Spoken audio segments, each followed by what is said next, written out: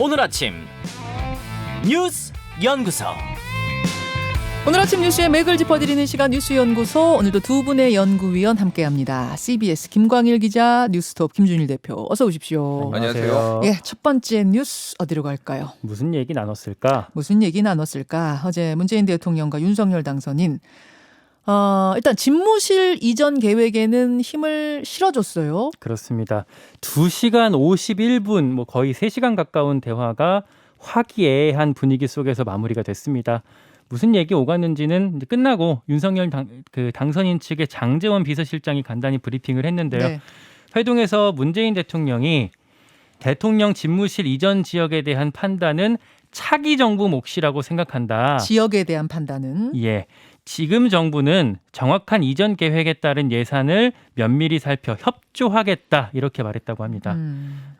다만 예비비를 언제 국무회의에 올릴지 이런 구체적인 논의는 없었다고 하지만 그래도 용산 이전 방안에 이렇게 힘을 실어준 모양새입니다. 그렇죠. 그리고 윤석열 당선인의 경우 애초 계획과 달리 이명박 전 대통령 사면 문제를 꺼내지 않았습니다. 올리지 않았어요. 예. 장제원 실장 사면 문제에 대해서는 일체 거론이 없었다 이렇게 전했거든요.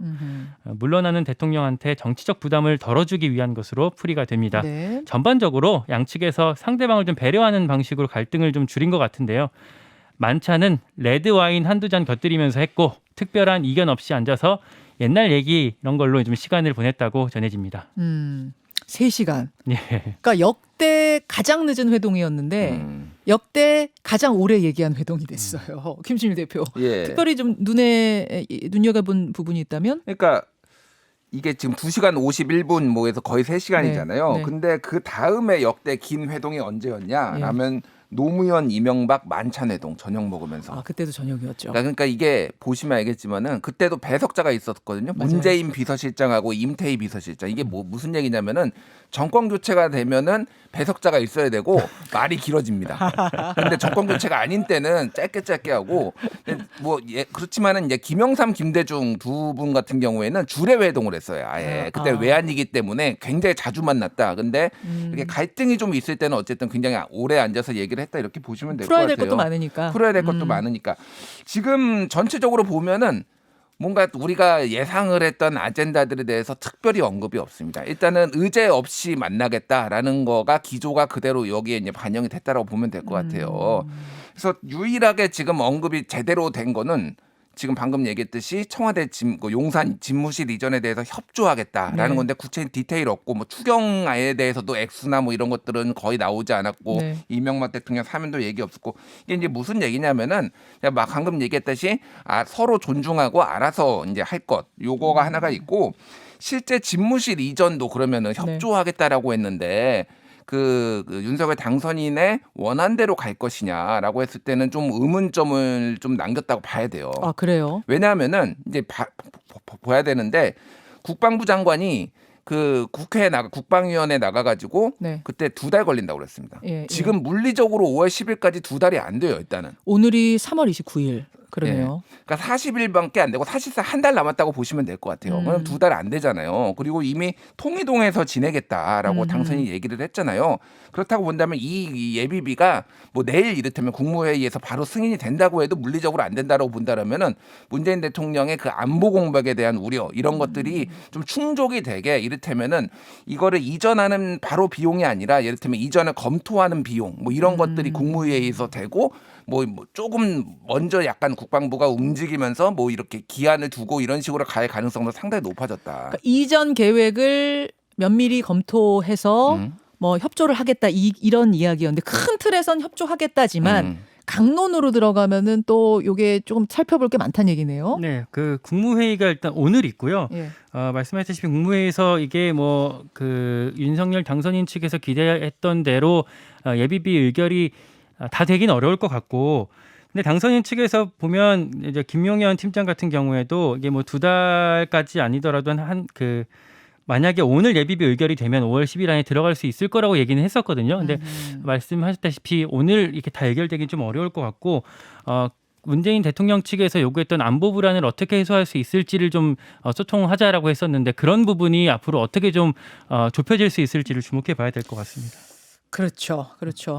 오늘 이 문윤회동의 뒷얘기는 또 평가는 국민의힘 김재원 전 최고위원 그리고 민주당의 윤호중 비대위원장 오늘 출연을 합니다. 거기서 한 번 더 짚어보는 걸로 하죠. 그 다음으로 갑니다. 옷값 논란 일파만파. 그러니까 김정숙 여사의 의전 비용 문제가 계속 지금 구설에 오르고 있어요. 예, 어제는 그 횡령 혐의로 고발당한 사실까지 좀 알려졌습니다.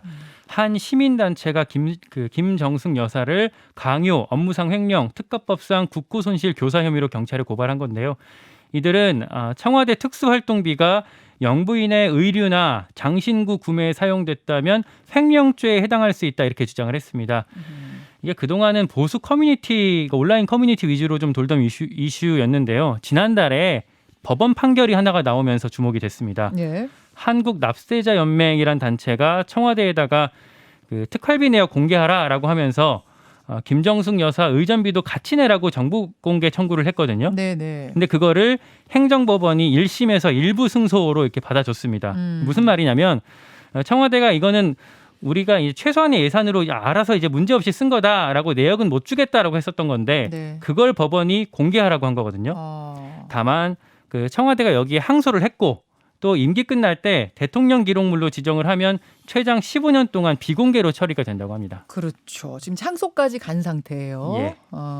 김준일 대표. 예. 이게 어떻게 전개가 되는 겁니까? 그러니까 이게 그 2018년 6월에 한국납세자연맹이 문 대통령 취임 이후 특활비 지출 내용 공개하라고 정보 공개 청구를 시작을 했어요. 한참 전이네요. 예, 2018년이면. 그런데 이게 이제 행정소송까지 제기를 하고 뭐 이렇게 되면서 이게 이제 승소가 났습니다. 납세자연맹이. 근데 대통령 비서실이 이제 항소를 할 계획이에요, 지금.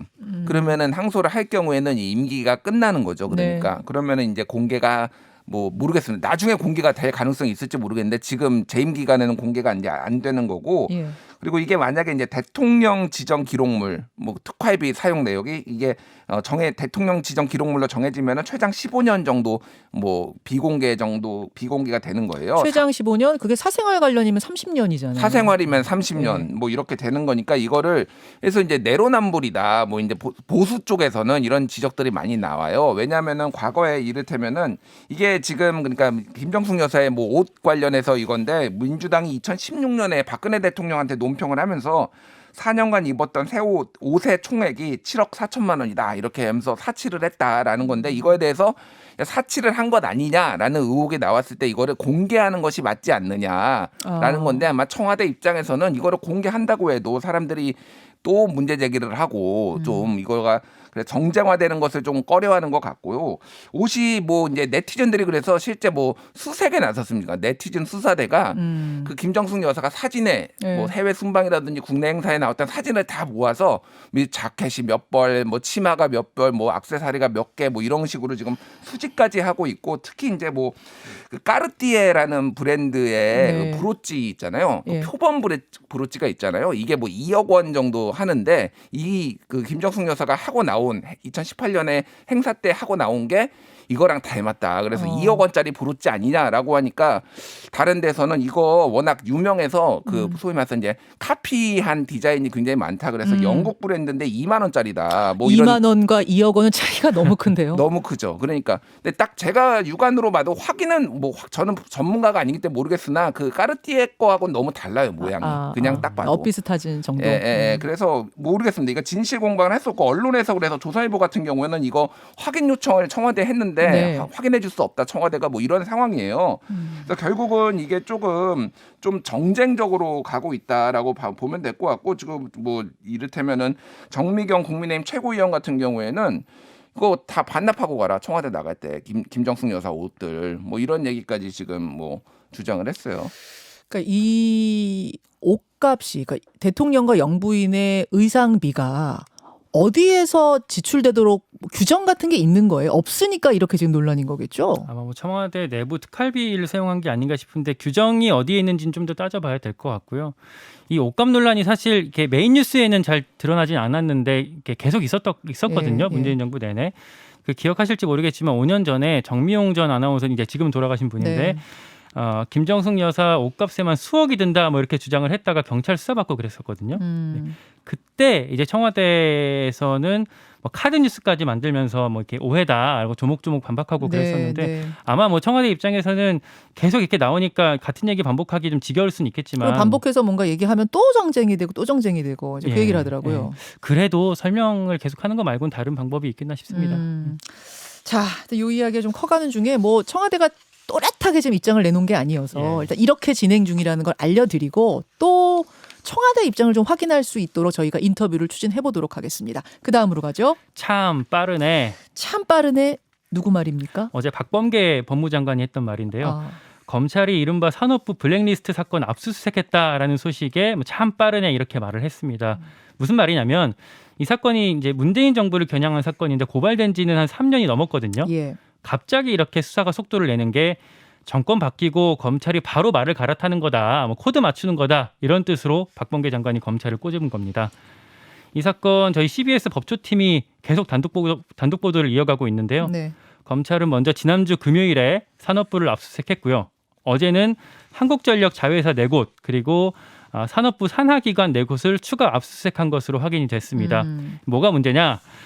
여기 자회사 사장들이랑 산하기관 기관장들이 모두 이 정권 초반에 줄사표를 냈었거든요. 네네. 근데 어떻게 이렇게 동시다발적으로 사표가 나올 수 있냐? 여기 뭐 정부 입김이 있었던 거 아니냐라는 점에 천착해서 검찰이 수사 중에 있습니다. 말하자면 환경부 블랙리스트처럼 산업부에서도 그런 블랙리스트 있었던 거 아니냐?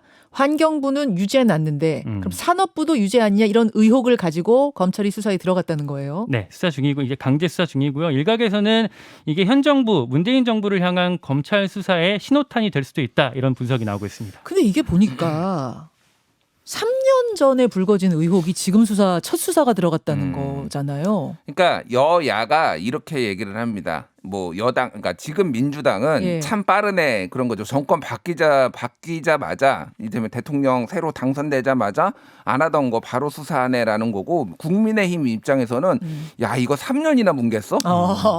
완전 거. 다른 거네. 똑같은 사안 놓고. 그러니까 진작에 했어야지. 이거 3년이나 뭉갰다가 이제 정상화되는 거네. 뭐 이런 거예요. 그래서 어쨌든 여기에서 우리가 알 수 있는 거는 검찰이 뭐가 됐든 눈치를 받아. 이 정부 눈치도 보고 저 정부 눈치도 봤다. 뭐 이렇게 좀 해석을 할 수밖에 없는 것 같아요. 그러니까 검찰 입장은 이겁니다.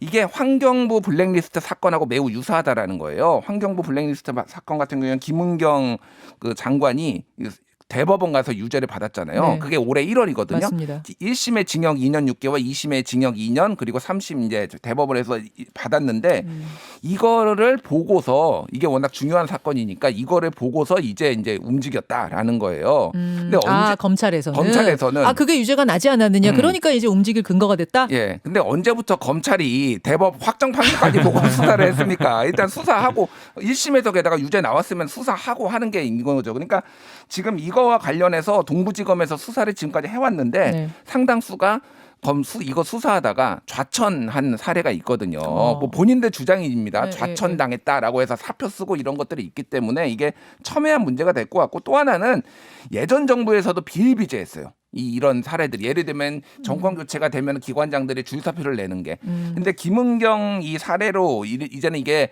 불법이 됐거든요. 관행위처럼 진행됐지만 이건 불법이다라는 게 법원에서 확정 판결이 난 거죠. 그러면은 지금 문재인 정부에서도 이런 일이 분명히 있었을 것이고, 더 문제는 이런 이제 윤석열 정부에서는 이제 쫓아내지 못합니다. 그러네요. 이게 굉장히 사실 민감한 문제가 돼서 그래서 맨날 인사 우리랑 협의하고 해라. 알박지 말아라. 그래서 알박지 그렇게 마라. 다 얘기하기가 그렇게 흘러가는 거군요. 이게 다 연결돼 있는 거예요. 그러니까. 지금 김광일 기자. 이제 산업부 블랙리스트 이 수사에 대해서 민주당의 반응은 이게 바로 그 대선 선거 기간 나왔던 정치보복 그것의 시작 아니냐? 더 윗선까지 지금 겨냥하고 있는 거 아니야? 이런 얘기가 솔솔 나오는 것 같아요. 뭐 그렇게 계속 의심하고 또 뭐 이제 주장을 하고 있고요. 또 국민의힘도 마찬가지로 뭐 격세지감이다 이렇게 얘기를 하고 있습니다. 오늘 뭐 윤호중 비대위원장 인터뷰도 있으니까 제가 이 질문을 해보도록 하죠. 두 분 수고하셨습니다. 고맙습니다. 감사합니다. 김현정의 뉴스쇼는 청취자 여러분의 참여로 이루어집니다. 트위터, 페이스북, 레인보우 게시판, 그리고 단문 50원, 장문 100원의 유료 문자 샵 1212, 우물정 1212 통해 참여하실 수 있습니다. 김현정의 뉴스쇼, 여러분과 함께 만듭니다.